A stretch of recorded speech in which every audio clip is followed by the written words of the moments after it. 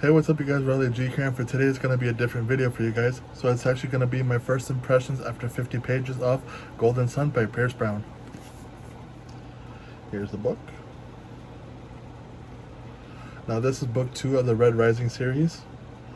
And after finishing Red Rising a little bit ago, I was like, especially how it ended off, I just had to pick up Golden Sun. I've already had it back there just waiting for me, so I was like, okay, this is the perfect time to pick up Golden Sun and start reading it. So this is going to be my first impressions after 50 pages of Golden Sun by Pierce Brown. So Golden Sun picks up a few years after the events of Red Rising.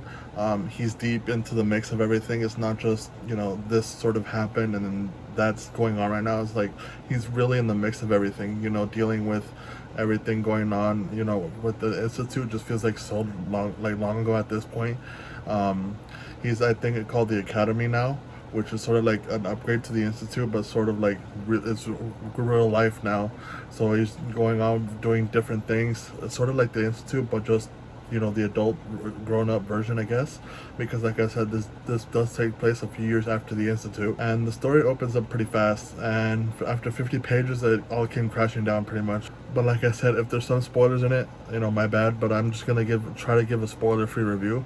But after 50 pages, it's like you start off with Red Rising going up, world building and things like that just going up, and then you just go right to a high point at the end of Red Rising, and then at the beginning of Golden Sun it comes crashing down. It just goes down a little bit, not in terms of like quality or anything, but like sort of where you are in the story. Everything just comes crashing down, and so you have to sort of like start over, I guess, but from like a different period, from a different arc. But it's just really interesting of just how everything's going on so far. And you can definitely tell that Darrow is in like a really hard predicament here, because now it's like, okay, he's into the thick of it. He's really getting used to his life as a gold, even though he used to be a red, pretty much his entire life up until this point. So he's really starting to feel the conflicts of, him being a red and his mission, and now being a gold and what he has to do as being a gold.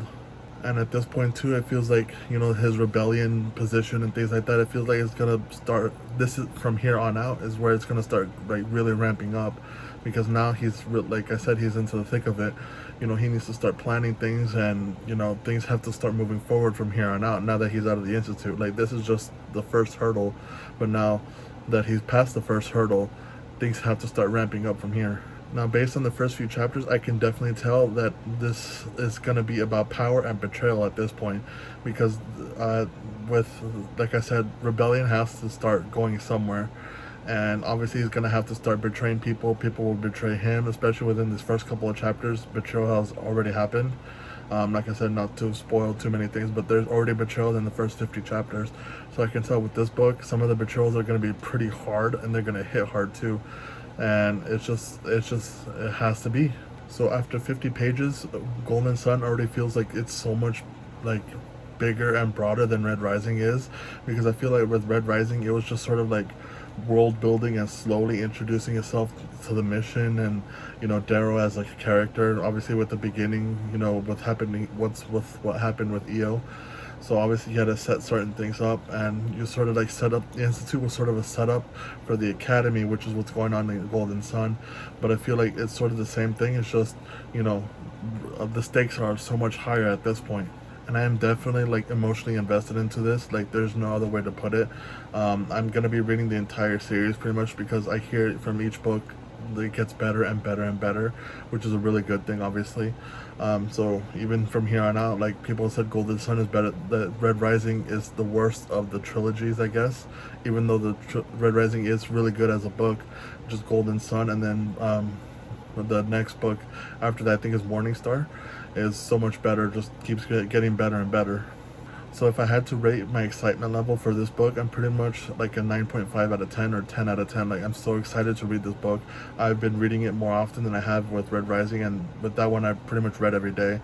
So now I'm just picking this up like every couple of hours till I read a chapter or something. Like I said, this is already 50 pages. I started this like maybe 3 days ago. I am a little bit of a slow reader.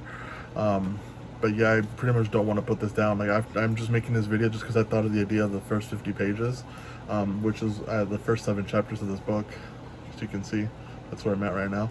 So after I make this video, I'm going to keep reading this book, because I just have to know what's going on, especially now that they're jumping into another mission. which seems like it's like the politics and stuff is really starting to go down in this book. But yeah, so those are my first impressions of 50 after 50 pages of Golden Son by Pierce Brown. So if you guys want me to read another book, maybe like Mistborn from Brandon Sanderson, or any other like sci-fi fantasy books that make more first impression videos, let me know down in the comments below.